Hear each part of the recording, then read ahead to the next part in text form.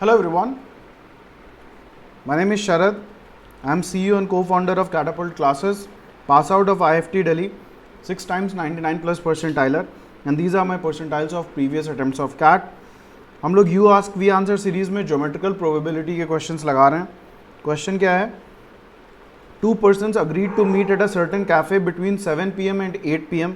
They decided that the person who reached the cafe first would wait for exactly 25 minutes. Each person arrived at the cafe between 7 p.m. and 8 p.m. Find the probability of the 2 persons not meeting each other. हमें क्या बताना है? Not meeting each other बताना है. तो geometrical probability मतलब ये वाले जो क्वेश्चन है ये कंटिन्यूअस प्रोबेबिलिटी है. यहाँ पे डिस्क्रीट नहीं है कि 1 2 3 अलग अलग नहीं है, सब पूरा कंटिन्यूअस है. तो इसको हम हमेशा ग्राफ या रीजन के बेसिस पे करते हैं. एक क्वेश्चन हमने पहले भी लगाया हुआ है. तो मान लेते हैं ये टाइम 0 है और ये टाइम 60 है और ये एक्सिस ए के टाइम को रिप्रेजेंट कर रही है, कब ए पहुंचता है. उसी तरीके से ये टाइम 60 है और ये एक्सिस बी के टाइम को रिप्रेजेंट कर रही है. अब अगर हम इसको एक्सटेंड करके एक स्क्वायर बना दें पूरा, तो ये लोग कब मिलेंगे पहले तो हम ये देखते हैं. तो अगर ये लोग एक टाइम पे पहुंच रहे हैं यानी कि ए इक्वल्स टू बी है, तब तो मिलेंगे ही मिलेंगे. तो ए इक्वल्स टू बी की लाइन अगर हम बनाएं तो ये एक लाइन खिंच जाएगी which is A equals to B. अब दूसरा तरीका क्या हो सकता है कि जो ए है वो b प्लस 25 वाली रेंज में आ जाए, यानी कि a equals to B plus 25. इससे कम अगर हो, a is less than equal to b plus 25, तो भी ये लोग मिलेंगे. तो अगर हम ये वाली लाइन ड्रॉ करें, a is equal to b plus 25 draw कर लें और फिर हम लेस देन वाला रीजन मार्क कर लेंगे. तो a की वैल्यू अगर 0 है तो b की वैल्यू 25. उसी तरीके से a की वैल्यू अगर 35 है तो b की वैल्यू 60. तो अगर ये मेरा 30 है तो यहाँ पे कहीं पे 35 होगा तो उस पर ये 60 हो गया. तो इनको दोनों को हम लोगों ने ज्वाइन कर दिया. तो ये लाइन हो गई a equals to B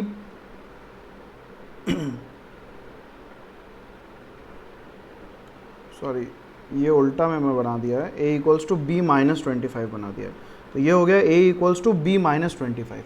a की वैल्यू 0 है तो b की वैल्यू 25 होगी. 25 माइनस 25 इज़ 0. उसी तरीके से a की वैल्यू जब 35 है तो b की वैल्यू 60 होगी. 60 माइनस 25 इज़ 35.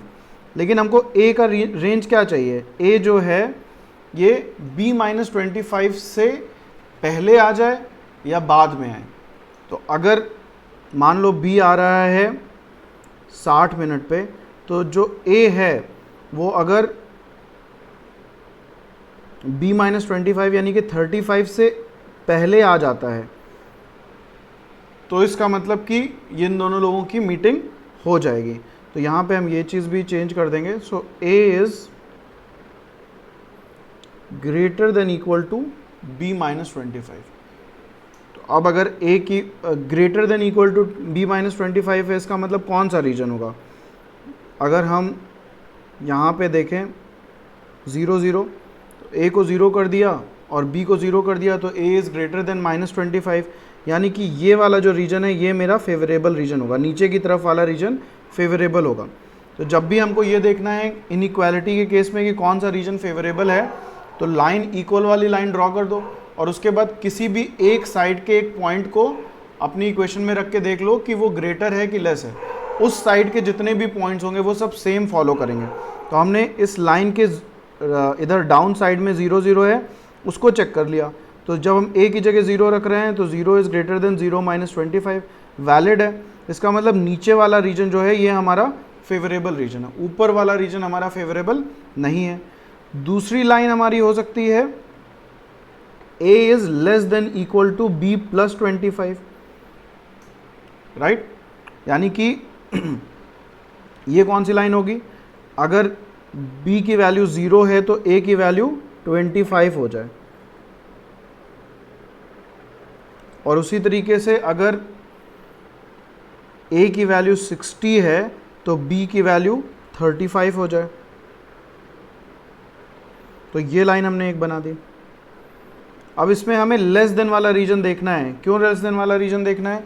बिकॉज अगर b मान लो 35 मिनट्स पे आ जा रहा है, तो अगर a 60 के पहले नहीं आता है तो फिर b वापस चला जाएगा. यहाँ वाले में हमने नीचे वाला रीजन देख लिया कि बी आ गया और उसके पहले ए आया है तो कहाँ तक आया है, और इसमें हमने देख लिया कि बी के आने के बाद कितनी देर तक ए आ सकता है।